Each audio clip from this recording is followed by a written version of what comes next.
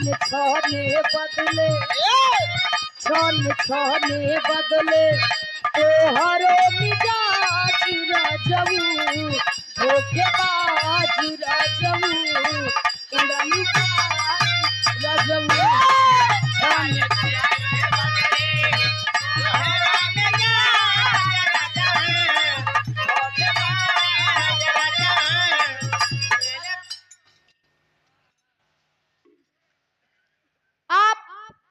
आज के व्यवस्थापक आदरणीय परम सम्मानित आप मगनलाल विश्वकर्मा रामपुर देवली प्रयागराज फर्नीचर मिस्त्री भैया जी के करकुन द्वारा 101 रुपए का महान आशीर्वाद। बहुत बहुत प्रणाम भैया के कहे भैया आवा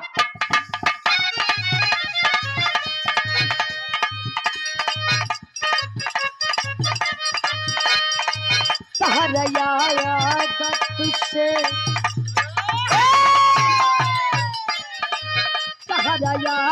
दत्त से भाई निहाज रजऊ धोखेबाज रजऊ उड़नबाज रजऊ सहारया।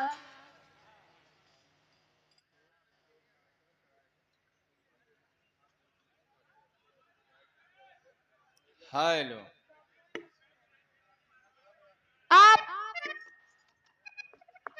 आदरणीय परम पूज्य परम सदैव परम सम्मानित आप श्री डॉक्टर यशपी यादव जिला आप भाभी विधायक प्रतापपुर विधानसभा से चाचा जी के करकुन द्वारा 501 रुपए का महान आशीर्वाद 5 के पल की आशीर्वाद के चावा के हम बच्चे अपने कला में कामयाब रहे।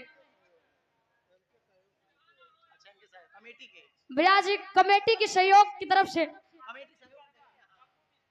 आप आदरणीय आज के हमारे मलिकार धर्म के चाचा जी आप श्री पप्पू विश्वकर्मा उनके सम्मान में 501 रुपए का महान आशीर्वाद। बहुत बहुत प्रणाम। आप लोग स्वागत में एक बार जोरदार ताली बजा दें।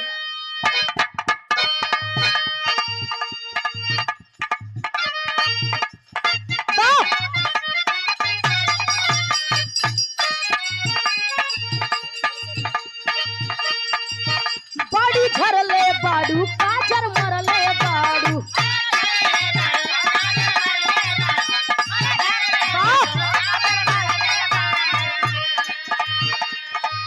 सुना भोरही से मूड तू बिगड़ले बाड़ू रानी हो बाड़ी झरले बाड़ू काजर मरले बाड़ू सुना भोरही से मूड तू बिगड़ले बाड़ी रानी पहले से ज्यादा मन आज करता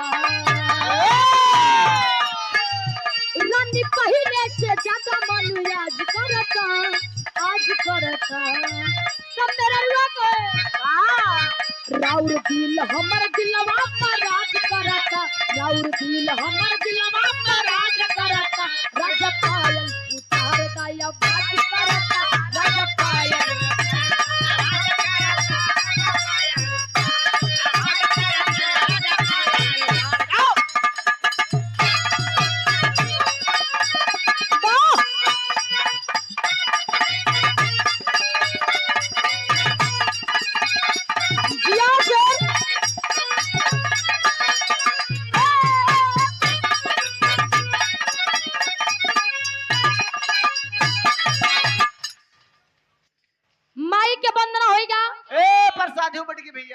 भैया जेकर जमाना रहा होगा। अरे वाह आप लोग के बीच में उपलक्ष्य गीत